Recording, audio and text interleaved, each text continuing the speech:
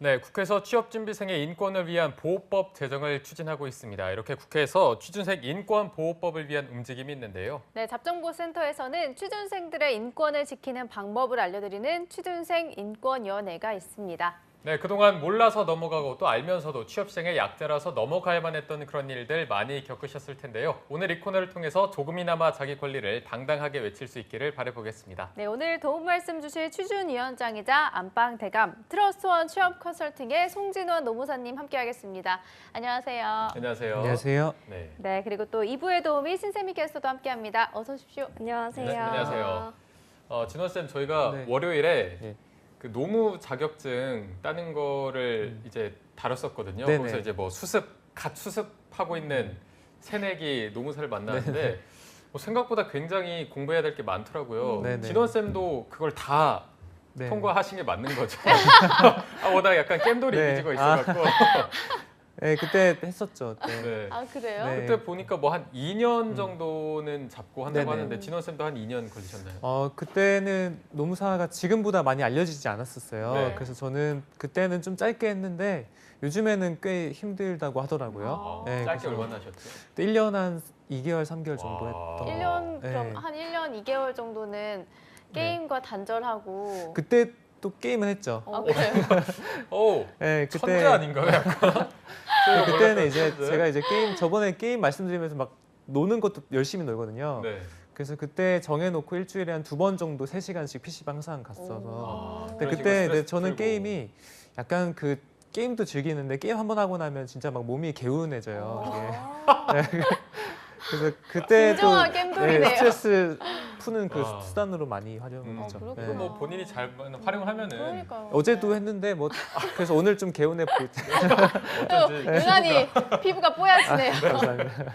컨디션 좋을 때 빨리 네. 좀 알아봐야 될 것 같습니다. 네, 바로 알겠습니다. 이 기분으로 자, 해서. 그럼 주제 말씀해 주시죠. 네. 네, 그래서 저희가 이제 그 채용 비리에 대해서는 워낙 많이 말씀드렸고 계속 경각심을 말씀드리면서 이 방송을 보는 이제 정부의 관계자분들 또는 인사팀 분들에게 계속 이제 압박을 했었죠. 네. 네, 근데 이제 오늘 드릴 주제는 저희가 말씀드린 이제 채용 비리 또는 사후에 이런 이제 방지 대책에 대한 것뿐만이 아니고 한 취업 포털 사이트에서 500명의 직장인을 대상으로 실제 취업 이제 청탁에 대한 것들 목격을 해봤냐 이런 이제 실제 통계 조사가 있기 때문에 이 부분이 좀 생각보다 충격적이어서 한번 같이 말씀 나눠보면 참 좋을 것 같습니다. 네. 알겠습니다. 이 채용 비리에 관한 거는 정말 파도 끝이 없는 것 같습니다. 네. 자, 오늘의 안건을 신세미 캐스터가 바로 소개해 주시죠. 네, 한 취업 포털 사이트에서 직장인 약 500여 명의 사내 특혜 채용에 관해서 설문조사를 3일 동안 진행을 했습니다. 인사청탁 의뢰인은 직장 상사의 지인이 25%로 가장 많았고요. 직장 상사가 17%, 직장 동료의 지인이 14% 순이었습니다. 이들이 채용을 청탁한 대상자는 지인 등이 42%였고요. 조카 등 일가 친척이 23%, 자녀는 19% 순으로 집계가 됐습니다. 청탁의 형태로는 면접 특혜 부탁이 26%, 이와 함께 회유 협박이 18%였습니다. 또 청탁에 대한 대가로는 식사 대접 등 접대가 32%, 또 금전과 선물 등 금품이 25%로 집계되는 등 각각 높은 선택을 받았는데요. 이어서 인사청탁이 가장 빈번한 모집 부문은 신입 채용이었습니다. 신입 수시 채용이 32%로 집계가 되고 또 신입 공개 채용이 18% 응답률이었는데요. 이를 합쳐서 49% 비중을 차지하고 있었습니다. 이 외로는 경력 채용이 29%, 인턴은 15% 순으로 집계가 됐습니다. 이렇게 사내 특혜 채용에 대한 설문조사를 함께 하면서 구체적으로 청탁 유형은 어떤 것이 있는지 이 또한 함께 살펴봤는데요. 그 결과 청탁 대상자들의 서류는 무조건 합격되는 경우가 36%로 가장 많았고요. 이어서는 면접 시 편의를 봐줌이 25%로 집계가 됐습니다. 다음으로는 채용 공고 삭제, 채용 요건 변경, 최종 면접 뒤에도 합격자 발표를 안 함, 모집 기한 연장 등의 순으로 청탁이 진행이 됐다고 합니다.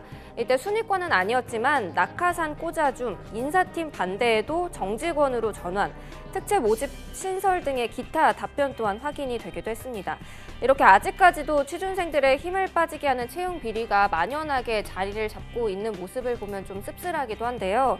따라서 오늘 취준생 인권위원회 안건으로는 아직까지 만연한 채용 비리, 이대로 괜찮은가입니다. 네, 안건 소개 감사드립니다. 정말 요즘 같은 시대에 이런 일이 어떻게 있을 수 있어라고 하지만 요즘 같은 시대에도 이렇게 연고나 인맥을 이용하는 아주 나쁜 사람들이 있는 것 같아요. 네. 이런 것들이 정말 인사청탁 이런 게 채용 과정에 미치는 영향력이 얼마나 되나요? 네, 그래서 저희는 계속 이제 사실 저도 인사팀을 계속 있어봤지만 상당한 영향력을 미쳐요. 그래서 이번에도 여실히 드러난 게 지금 조사 결과만 보더라도 78%의 분들이 영향을 미친다라고 답변을 했고요. 그러니까 영향에 미치지 않는다라는 답변이 22%밖에 없어요. 근데 사실 22% 분들도 보통 아마 임원분 정도 되는 분 같고 제 생각엔 거진 다 영향을 미친다고 봐야겠죠. 그렇게 누가 이제 위에서 사실 부탁을 하면 안 들어줄 수가 없는 구조예요, 사실. 그래서 결과적으로 또 78% 중에 영향을 미친 78% 중에 지금 54%는 아주 큰 영향을 미쳤다. 결과적으로 채용 확정까지 된 게 지금 절반 이상인 거예요. 네. 그러니까 채용 청탁이 돼버리면 그 사람이 뽑힌다는 게 절반 이상으로 지금 집계가 된다는 거죠. 그러니까 이 정도면은 사실 이제 취업 준비생들 또는 저희가 아는 수치보다 훨씬 더 지금 심각한 네. 수치라고 볼 수 있죠. 네. 2명 중에 1명은 그냥 꽂힌다고 보는 거잖아요, 말도 안 사실. 돼요. 네, 네. 그러니까 이게 정말 심각한 수치를 다시 한번 반증하는 통계가 아닐 수 없겠네요. 네, 이렇게 뭐 인사청탁이 실제로도 채용 과정에 엄청난 영향, 저희가 네. 생각한 것보다 그 이상의 영향을 끼치고 있는데 그렇죠. 그렇다면 이로 인해서 취준생들이 네. 받는 피해도 상당할 것 같거든요. 그렇죠. 이번에 이제 그 공기업 연수 조사로 인해서 사실 이번에 피해를 받는 정말 직접적인 피해를 받는 건수도 한 100여 명 이상이 충분히 되고요. 근데 사실 이것보다는 지금 100여 명은 그냥 드러난 숫자에 불과하고 아직 네. 드러나지 않은 사기업은 조사조차도 아직 진행되지 않았단 말이죠. KT야말로 이번에 이제 어떻게 보면 국회의원의 때문에 지금 드러난 거지 다른 기업들도 어마어마할 거예요, 사실은. 네. 그래서 이런 부분이 아직 드러나지 않은 부분에 대해서는 정신적인 피해도 있고 그다음에 인생이 사실 짧잖아요. 어쨌든 취업준비생들 계속 공백기 늘어나고 이런 거는 피해를 말로 이제 할 수가 없는 부분이죠, 사실. 네. 네, 정말 취준생들 지금 이 시간에도 열심히 스펙 쌓고 공부하고 있을 텐데 실제로 이런 거를 경험하면 얼마나 열받을까요? 열받고 네. 힘이 취업하기 빠지고. 싫을 것 같아요. 네. 취준생들 반응은 어떤가요? 그러니까 이게 또 안 그래도 공채도 지금 없어지고 수시로 하다 보면 더 불투명해질 수밖에 없어요. 현대자동차도 아까 전처럼 계속 공고가 나고 하면 정말 이제 한두 명 정도밖에 TU가 없을 건데 한두 명 중에 정말 연고가 없는 취업준비생이 붙을 확률이 어떻게 얼마나 될까 오히려 거꾸로 생각해 볼 수도 있는 거예요. 정말 좀 심각한 상황이라고 볼 수 있고 제가 이제 학생들하고 가까이 있어 보면서 느낀 점들은 이런 취준이 방송들이 계속 되게 중요하겠구나. 왜냐하면 취업준비생들의 연대의식이 많이 없어요. 그러니까 무슨 말이냐면은 취업준비생의 기간은 사실은 지금은 되게 길어지고 있지만 어쨌든 1, 2년 내에 합격하고 이제 나간단 말이죠. 그럼 직장인으로 가는 거예요. 취업 준비생들끼리 뭔가 커뮤니티를 형성해서 뭔가를 계속 이제 주장을 하고 이런 것들이 되게 지금 없다는 거죠. 그래서 저는 이 방송이 정말 소중한 것 같고 실제 이 방송을 보고 오는 분들 중에 최근에 이제 그저께 오신 분 중에 한 분은 되게 괜찮은 공공기관을 다니고 있어요. 이직 네. 준비를 하는데 이직 준비를 왜 하는지 물어봤더니 내부적으로 욕설도 되게 심하고 괜찮은 공공기관이었어요. 제가 이제 말로 하긴 좀 표현하기는 어렵지만 욕설도 심하고 진짜 그 위에 이제 국장이 까딱하면은 바로 그냥 채용이 돼버린다. 그런 것 때문에 도저히 조직 문화에 적응하기 힘들다라고 해서 온 분들도 되게 많아요.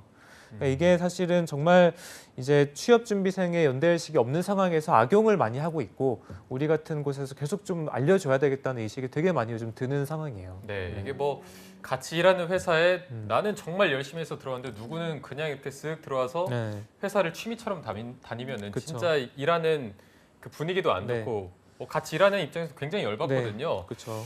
근데 뭐 아까 말씀하셨지만 KT의 채용 네. 비리 말씀하셔서 뭐 어떤 김성태 의원에 따른 그쵸. 인적성 시험에서 적성 시험은 아예 네. 보지도 않고 인성도 심지어 떨어졌거든요. 최악이죠, 최악. 네. 아주 그 끝났어요. 인성 시험도 떨어졌는데 인성이 그러니까요. 최악이라고 인성이 최악은 인성이 최악이다. 이런 사태는 최악이다. 네. 열받습니다. 네. 이 사건 지금 음. 수사를 받고 있죠. 수사 받고 있죠. 그래서 지금 드러난 것만 이 사태 외에도 8건이 더 추가적으로 발견이 됐어요. 근데 이게 뭐 8건뿐만이 아닐 것 같아요, 제 생각에는. 그쵸. 그래서 충분히 더 지금 계속 드러나고 있는 상황이고 저는 참 되게 제가 봐도 씁쓸한 게 KT가 뭐 하냐면 스타 오디션이라고 있어요. 블라인드 채용하고 있단 네네. 말이죠. 블라인드 채용 경쟁률 진짜 어마어마해요. 그래서 써서 정말 밤새 가지고 잘 해도 붙는 확률이 정말 없어요. 그 스타 오디션은 안 쓰는 분들이 되게 많을 정도로 경쟁률이 심한데 뒤에서는 자꾸 이런 일이 일어나니까. 그러니까 앞에서는 우리는 공정한 채용을 하겠다고 해놓고 뒤에서는 이런 일이 일어나니까 훨씬 더 이제 공정성이 큰 문제라는 거죠. 그렇죠. KT도 옛날에 공공기관이었단 말이죠. 음.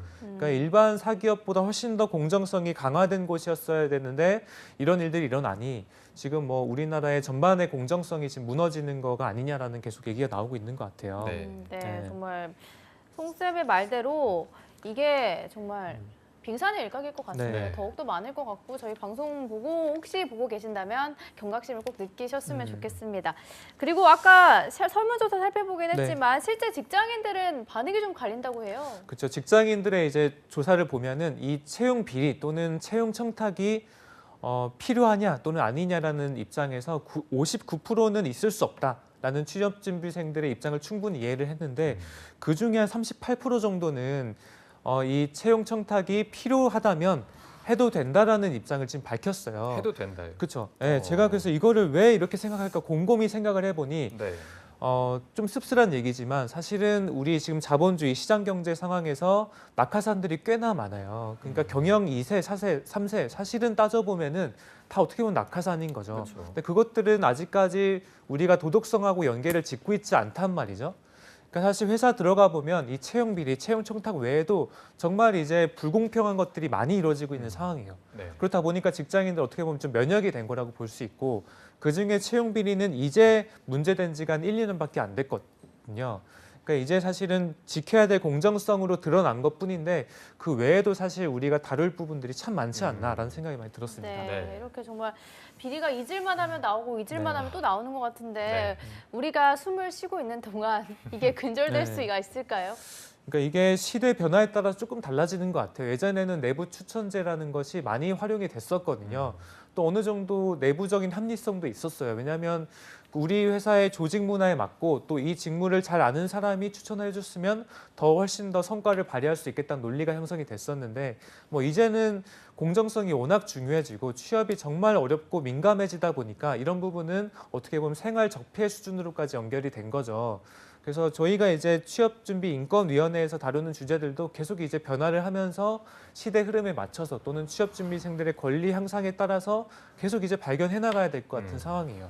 네. 그래서 아마 저희가 다음 주에는 좀 토론형으로 제가 이제 계속 이제 취업준비생들 또는 직장인의 대변을 하고 있는데 다음 주에는 이제 사측 입장 제가 한번 맞짱 떠보려고 해요.